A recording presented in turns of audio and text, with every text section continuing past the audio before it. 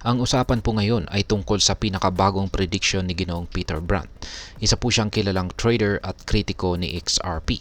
Ayon po sa kanya ay maaaring umabot daw ang presyo ni XRP sa $4.63 at base po yan sa tinatawag na half-mast flag pattern sa chart nito. Para sa mga Pinoy trader at saka investor, ito po ay isang malaking balita, lalo na kung meron po tayong hawak na XRP o kung plano po nating mag-invest dito. Pero bago po natin lubusang pag-usapan ito, ay atin pong ipapaliwanag ang lahat ng mga detalye tungkol sa prediction na ito.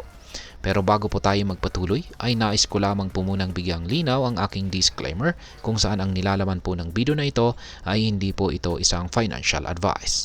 For education and information purposes lamang po ang layunin nito. Ayan po siya. Ang legendary trader, legendary at saka veteran trader na si Ginoong Peter Brandt. Ngayon ay umpisahan po natin sa kung ano po ang half-mast flag pattern. Ayan, ano nga ba ito? Ang half-mast flag pattern ay isa po itong technical analysis na term na tumutukoy po sa isang price continuation pattern. Sa madaling salita ay ito ay isang sinyalis na maaaring magpatuloy ang naunang pag-akyat ng presyo matapos po ang isang maikling consolidation o pagtigil nito. Kaya ayan, ganito po ang itsura nito. Ayan, ipinakita po ni Ginoong Peter Brandt sa kanyang chart na ito. Ayan. Una ay yung kanyang flagpole. Ayan, flagpole. Ang unang bahagi ay ito po yung kanyang mabilis at tuloy-tuloy na pagtaas ng presyo na parang poste ng bandila. At yung kanyang flag o yung kanyang watawat naman ay ito yung kasunod po nito na maikling panahon ng pagbaba or sideways movement ng presyo nito, kung saan ay parang mismong tela ng bandela na nakabitin. At ang pangatlo ay ang breakout. Kapag ang presyo po ay tumaas uli mula sa flag, ito po ay nagiging sinyalis ng karagdagang pag-akyat nito. Kaya dito po sa kaso ng XRP ay nagsimula po ang flagpole sa presyong $1.50 at umabot po ito sa $2.9 noong unang bahagi ng December. Matapos po nito, ang presyo po ay nagkaroon ng kaunting paghinto at bumuo ng flag. Nitong December 14 ay nagkaroon na po ng breakout kaya't inaasahan ang panibagong pagtaas ng presyo. Ngayon ay paano po ipinapakita ni XRP ang pattern na ito? Ayon po kay Ginoong Peter Brandt, si XRP ay nagkaroon ng malakas na rally noong November na naging daan po sa pagbuo ng flagpole. Pagkatapos po nito ay nagkaroon ng konting paghinto ang presyo sa $2.9 na nagresulta sa pagbuo ng kanyang flag. At noong December 14, tumaas po ang presyo sa $2.4 at ito naman po ang siyang naging breakout point nito. Kung susukatin po ang taas ng flagpole, yan, 93% rally po ito mula $1.50 hanggang $2.9. Ang parehong pagtaas ang pareho pong pagtaas ay maaring mangyari mula sa breakout point na $2.4 at ang kalkulasyon po nito ay nagre-resulta sa target price na $4.63. Ngayon, ay posible nga ba talagang maabot na XRP ang presyong $4.63? Ayan.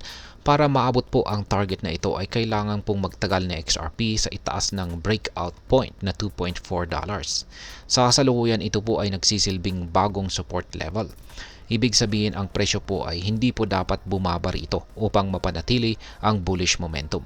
Kung maitataguyod po ni XRP ang presyong ito, ang susunod na malaking hamon ay ang resistance level sa presyong $2.9. Kapag ito naman po ay nalampasan, mas mataas ang posibilidad na umabot po ito sa $4.63 o kahit lumagpas pa.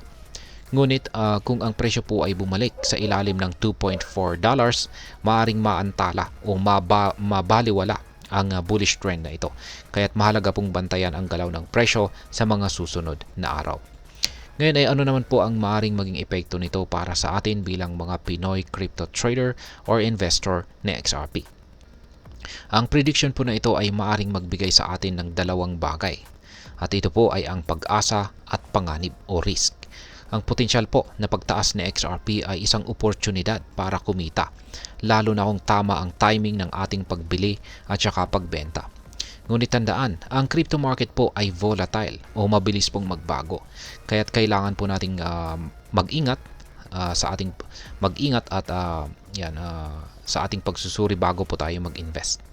Kung isa naman po tayong long-term investor na naniniwala sa potential ni Ripple at si XRP, maaari pong makita natin dito ang isang magandang balita.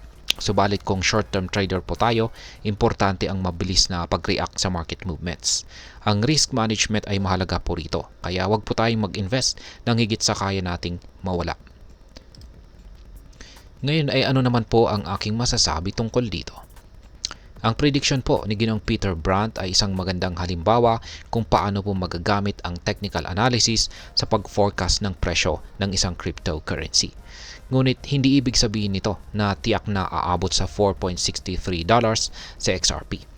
Dito po sa crypto trading ay walang kasiguraduhan at marami pong factors or mga bagay ang pwedeng makaapekto sa presyo, tulad po ng market sentiment, macroeconomic trends at regulation. Ang pinakamalagang aral po dito ay ang tamang disiplina sa pag-trade at saka pag-invest. Huwag po tayong magpadala sa hype at laging mag-research bago po gumawa ng desisyon.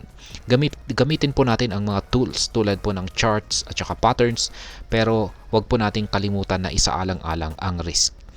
At ayan, sa kabuuan, ang prediction po ni Ginoong Peter Brandt na maaring umabot sa $4.63 ang presyo ni XRP ay nagbibigay po ng inspirasyon sa mga crypto traders at investors.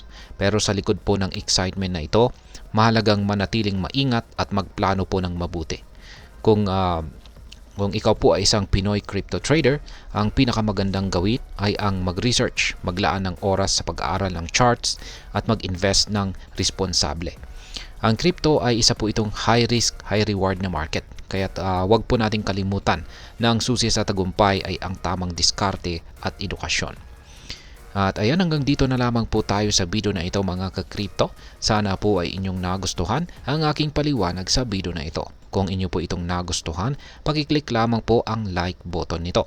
Marami pong salamat sa panonood. Ingat po tayo lagi at God bless po sa ating lahat.